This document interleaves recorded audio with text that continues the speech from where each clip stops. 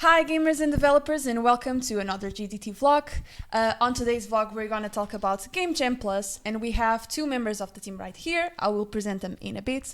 But first, about the Jam. Like I said, the Jam is called Game Jam Plus, and it's a game development worldwide marathon built by a non-profit collaborative movement that will take place in many countries around the world. So this one is in specific was in Portugal, and was stage 1. So the Jam lasted for a weekend, so 48 hours, and the theme for this team in particular was to reinvent the narrative. So how was it called?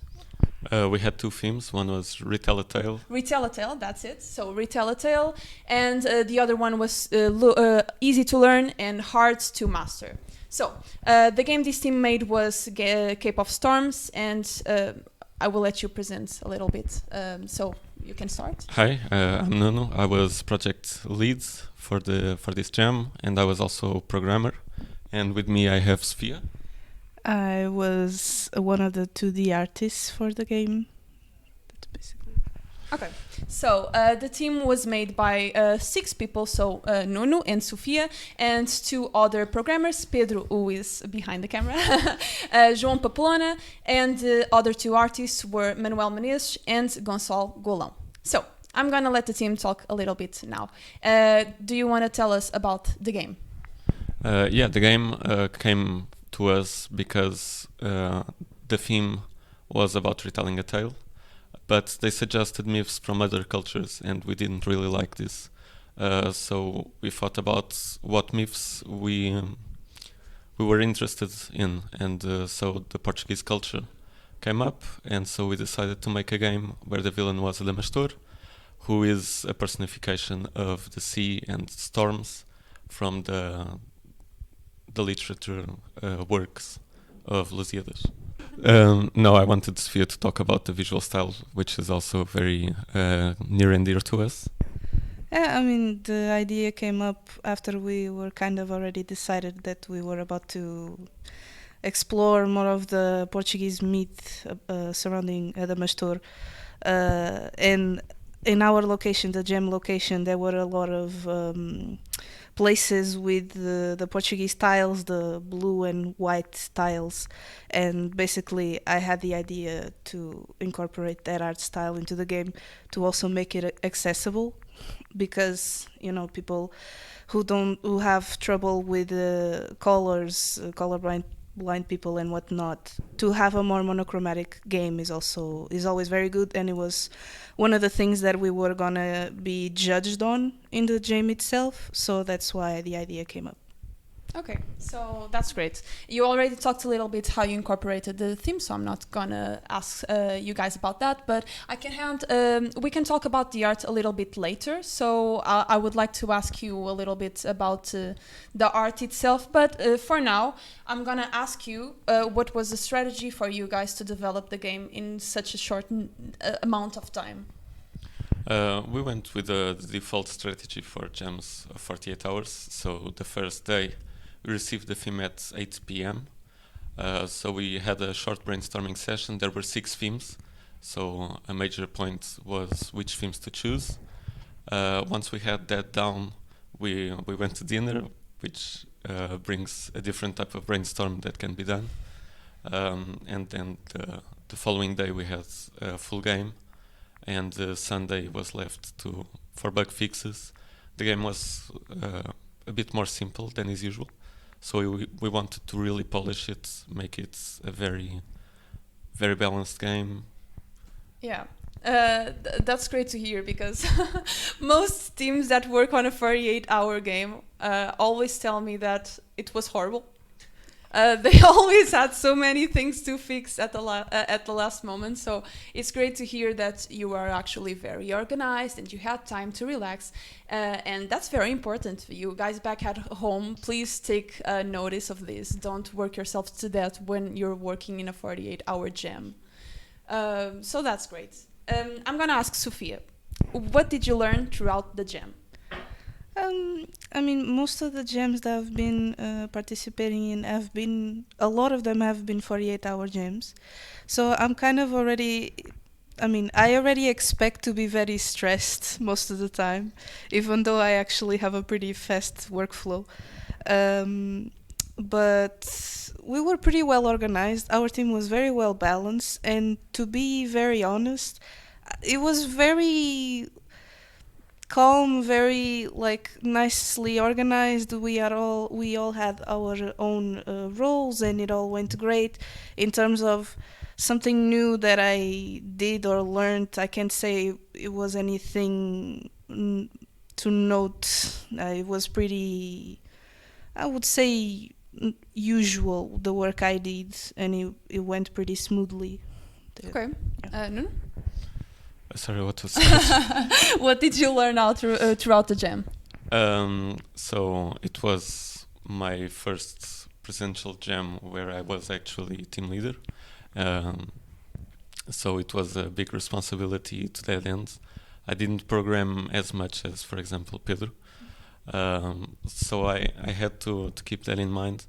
And I would say the main lesson that I learned was that it's better to actually stop work and see at what stage everyone is, what do people need. It's at the short term, it seems like you're wasting time, but actually, if you have things more organized, some people may even be stuck on something and they won't tell you unless you ask, that sort of thing. So I think that you did a great job, by the way. So, Thank you. yeah. Now, I know that most people that play the game love the game, but what about you, the guys that worked on the team? Would you do anything differently now that you know how the outcome was? In terms of my specific role in the game, there's not a lot of things I could have done because most of the things that I was doing by the end of the jam were already extras. There are some details here and there that could have been even more polished. I mean, there are some animations at the background that could have been more detailed because some of the mermaids at the background and parts of the game like that could have had their own animations. The element who's more animated and moves the most is Adamastor, and it's thanks to the technical artist Manuel. And I also, the way I worked on him facilitated that, but the extra stuff was more, I wouldn't say on a rush, but it could have, in the future, could have been more polished, but overall turned out pretty cool. Yeah, I agree with Sofia. If I knew at the start of the jam that we would have that time to polish, I would have done the things at the beginning a little more slowly, a bit more carefully, because there was time. Okay. So that's not a bad thing to want to change. I think it's a very good thing. If you only want to polish a little bit more, or do things a little bit slower, I don't think that's bad. So worst moments during the jam, did you have any? I needed more sleep. I would say the only thing that it really gets very tiring when I go like more than 2 nights in a row without the proper amount of sleep. But overall, it was pretty chill. We didn't have any hiccups, I would say. Okay. If sleep was the only problem, yes. I'm fine with that. Sleep was the only problem. Okay, sleep was the only problem. It's very nice to hear that. So this is my favorite question. Best moments during the jam. I mean, I have to say it was pretty nice to have all those people who were at the location, the mentors and the organizers who were there, who were checking up on us and giving us a bunch of compliments. And the actual end product was pretty cool as well. I mean, the whole thing was very positive. It was very nice to have that feedback, like on location. There was a very nice flow to the thing because of the presential format. There were the mentors that Sofia mentioned, but there were also the other teams who were mostly younger than us. So sometimes we would also just do the rounds and help a bit. It was fun. Okay, Yeah. nice. You already answered one of the questions I was going to make you about working presentially, but I love to hear that. To the people back at home that usually watch the vlogs, we normally always have the answer that the best moments were the brainstorming, but I love that you guys gave a different answer to that, because it means that working presentially is really great on gems, and I love that. So, talking about the gem, now that we're on that matter, what did you think about the gems? What are your thoughts on it? I would say the amount of themes that we had to choose from was a bit overwhelming. I can say safely that most people would agree that was a little bit too many. It was a little bit restricting, because if we were to compete on that specific part of it where you get the prizes and whatnot, you had to be restricted to a very specific lists of myths that, if we wanted to go by that theme, we had to choose only from those, and sometimes they're not the most, we're not very comfortable sometimes picking and choosing something that is not really part of our own culture and stuff like that. But the gem itself was pretty cool. I mean, I had a pretty chill time, even though sometimes I looked stressed, but I always look stressed when I'm put under when I'm in gems, But the whole thing was actually pretty nice. I mean, we weren't even expecting to have like snacks and stuff like that, but then all of a sudden we had so many like things they were offering us. It was really cool. Okay, it was really nice. Yeah, I agree with Sofia, especially the part about the themes. There were 6 themes, and that part I actually liked, because there were a lot of combinations that we could have done. Mm-hmm. But there were 2 specific themes that counted towards the prize pool, one of which was to implement a sort of in-app purchase marketplace for free third-party assets, and the other was those myths from other cultures. And the in-app purchase thing, it's a bit hard to make on 48 hours, because you also need to learn the API. So we just steered away from that one. Yeah. And the one from the myths, they were from cultures other than our own, and sadly there were no people from those cultures to help us out with the myths. So we also didn't want to make a game about those myths and do a bad job. We felt that was problematic. So I'm guessing that you guys, if the gem were to happen again next year, you would like to participate again? Yeah, I think so. Okay, so you watching back at home, this gem is one that you will want to participate in. So you guys already mentioned a little bit that you made a kind of supportive game for daltonic people, right? So do you want to talk a little bit more about the design behind that? What did you take into consideration? Well, the whole thing with us coming up with the art style for the game helped that, because we already, during the brainstorming session, we already went through the little list of things that we were going to get judged on. And one of the things was that, like accessibility, and bringing that back with the whole tile aesthetic, and knowing that most colors that are used in those specific works are either blue, white, and a little bit of gold or yellow, was like enough to make the game interesting enough, I would say, in my opinion, visually, but also like simple enough that's doable for the type of gem that we had to work on, because we didn't have a lot of time. If I was to make like a fully colored, fully rendered drawings and animations for everything, it would have been more tasking. But the whole thing kind of just came together very nicely, because one thing helped the other, and it turned out. So it definitely made part of the process behind making the game. What about programmation? Did it had any? Not really on the programming side, but on the design, we steered away from some things. For example, the playable obstacles. Initially, we wanted them to just be colored differently.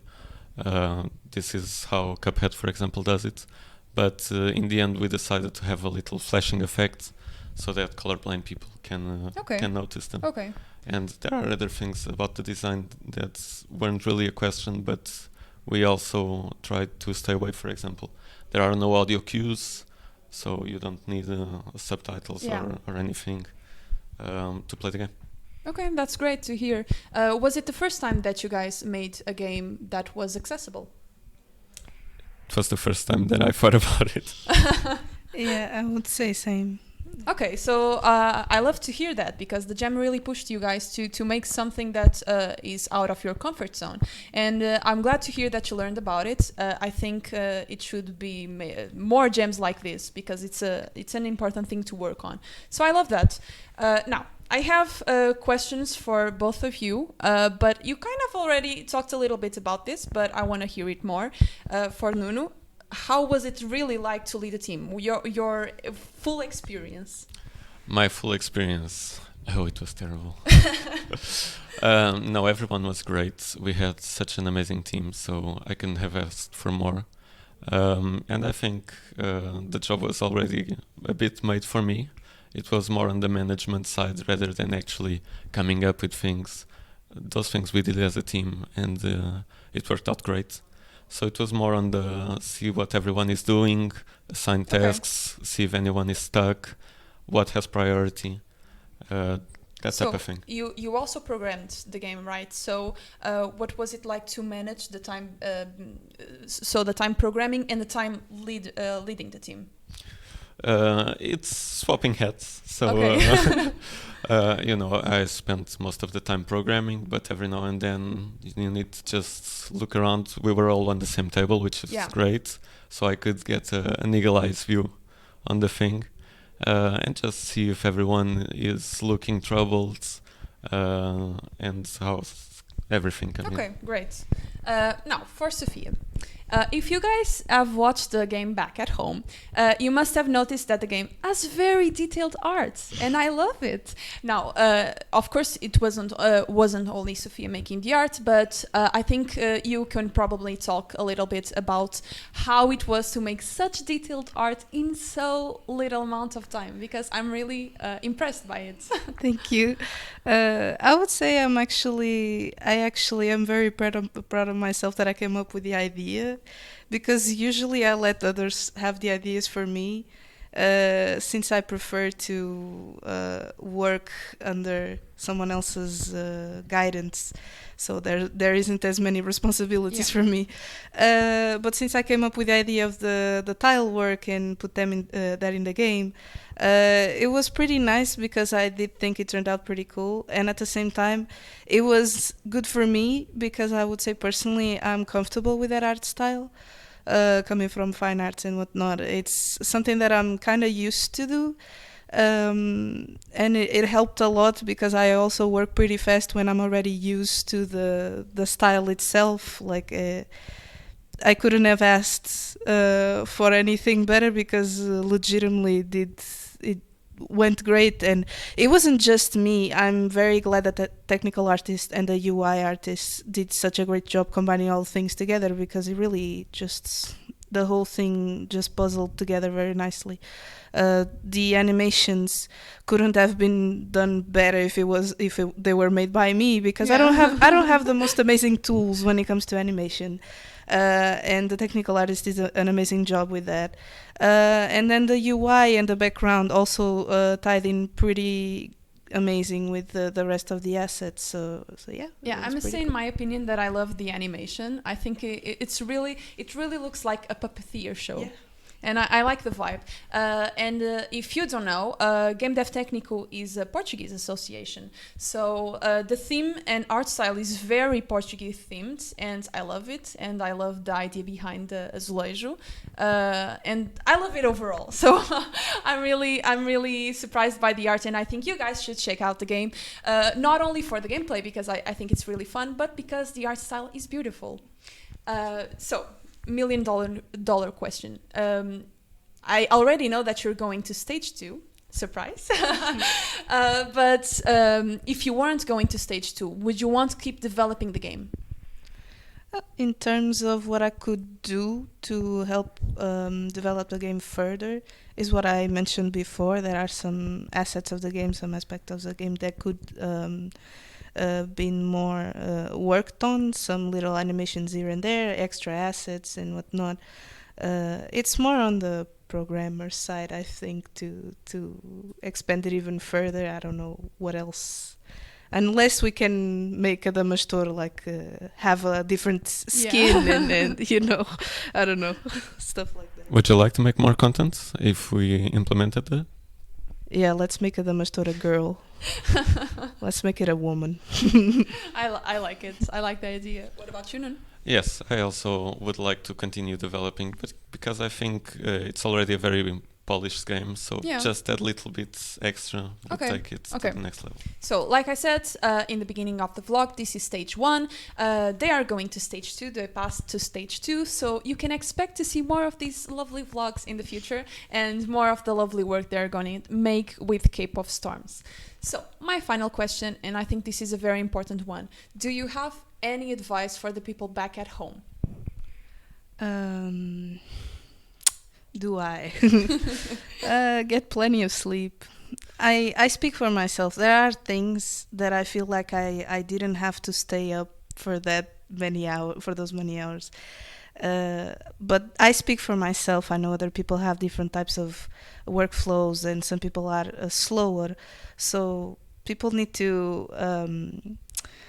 They just have to make sure that they work the sufficient amount of time, but don't overwork themselves, because it's really not that worth it.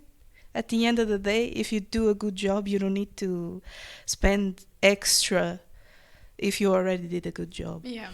So yeah. Mm-hmm. I'd say pay attention to other people's work, not only in other games in your area, but in your game in different areas. So I was a programmer, but as a team leader in this jam, I was forced to keep an eye on everyone's work.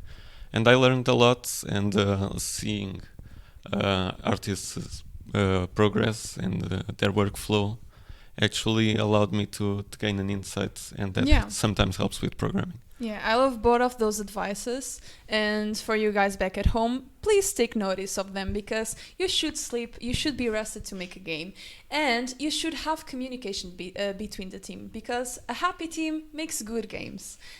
So very great advice, and I think that's all for today, so thank you for coming. Thank you. And thank you. Yeah. And for you guys back at home, please remember to keep following us on YouTube or on Twitch, everything, and keep watching the vlogs and keep updated, and we'll see you next time. Bye. Bye.